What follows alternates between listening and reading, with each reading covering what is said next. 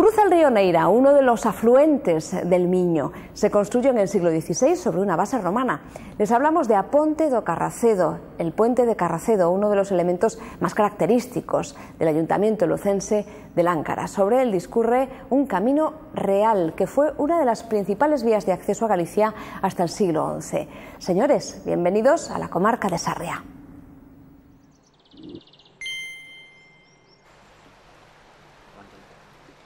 Los romanos dejaron su huella en el hermoso puente de Carracedo, que cumplía la función de paso sobre el río Neira.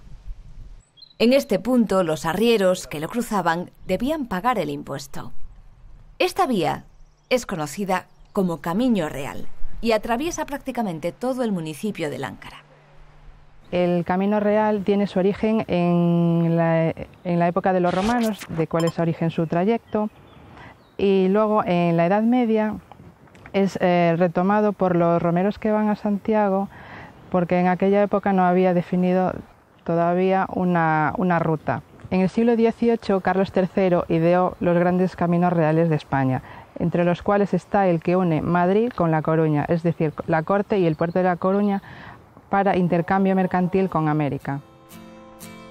Aponte de Carracedo es el punto más representativo del Camiño Real, pero es su inicio en Láncara, en lo alto de Ofurco, donde se nos premia con estas hermosas panorámicas. El camino discurre por 25 kilómetros del municipio lancarés, siguiendo durante un buen trecho el curso del Neira. Así llegamos al Puente del Lago, que cruza el río Tordea, el último punto del Camiño Real antes de cruzar el límite con el concello do Corgo. Hoy en día, debido al asfalto de los caminos por el importante tránsito de vehículos, casi toda la ruta está asfaltada.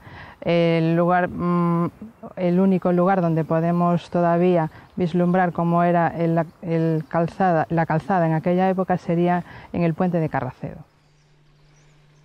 En el futuro, el Camiño Real podría convertirse en una ruta senderista. Láncara es un ayuntamiento de la comarca lucense de Sarria. Cuenta con un rico patrimonio cultural y religioso. Un claro ejemplo es la iglesia parroquial de San Martiño de Río. Este santuario guarda 2 joyas romanas. Una de ellas permanece en el exterior. Se trata de un epígrafe en una placa funeraria en la que se pueden leer nombres indígenas y romanos. En el interior, escondido al público, en la sacristía se guarda una estela de granito incompleta que representaría a 2 personas. La figura que se conserva viste una toga y mantiene una cartela en las rodillas. La aparición de estas 2 piezas en el mismo lugar revela la posible presencia de un taller escultórico en la zona en época romana tardía.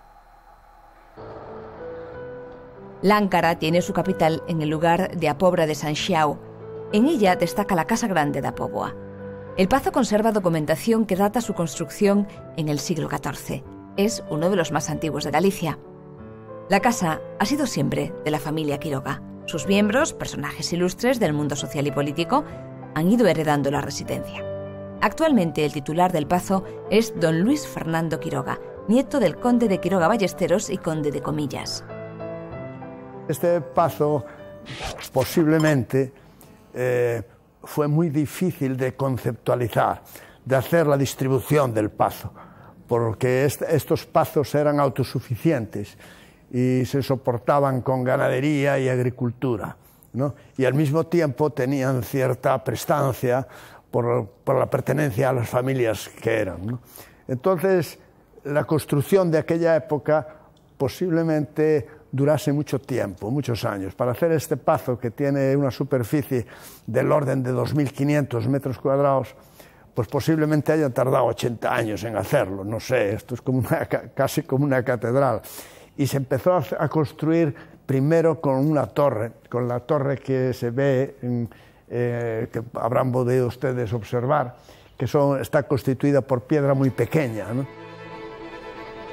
Decenas de espacios que albergaban todo tipo de servicios. Las estancias separan la parte aristócrata de la más humilde. En el patio central destacan los arcos de la entrada y las escaleras, desgastadas por el uso, que dan acceso al área principal. En la parte del servicio llama la atención la cocina y también la despensa, con muebles colgantes que impedían que los ratones alcanzasen los alimentos. La capilla del pazo se comunica con la vivienda y es de uso exclusivo de los propietarios. En ella destacan las enormes pinturas que representan las distintas etapas del Vía Crucis. La finca está totalmente amurallada y destacan en ella 2 palomares de gran tamaño y la zona de las caballerizas, una de las primeras construcciones del conjunto. Actualmente este espacio acoge ceremonias con la intención de mantener el Pazo con sus ingresos. El campo de la feria era propiedad del Pazo. Su propietario lo donó y hoy pertenece al Ayuntamiento de Láncara. Aquí se celebran las ferias mensuales de la villa y de carácter especial es la Feria Anual de Ternera Gallega. La ganadería supone el 60% del ingreso económico del municipio lucense. Pequeñas y grandes explotaciones salpican con color el verde paisaje de Láncara. En este restaurante, Carballeira da Reboleira, sirven esta exquisitez. Aquí se despieza la carne en el último momento. Hoy tenemos aquí una carne de ternera ao caldeiro, moi típica de Galicia, de todas as festas, e aparte temos tamén un chuletón de ternera aquí da nosa terra, que este é o mellor que podemos ter.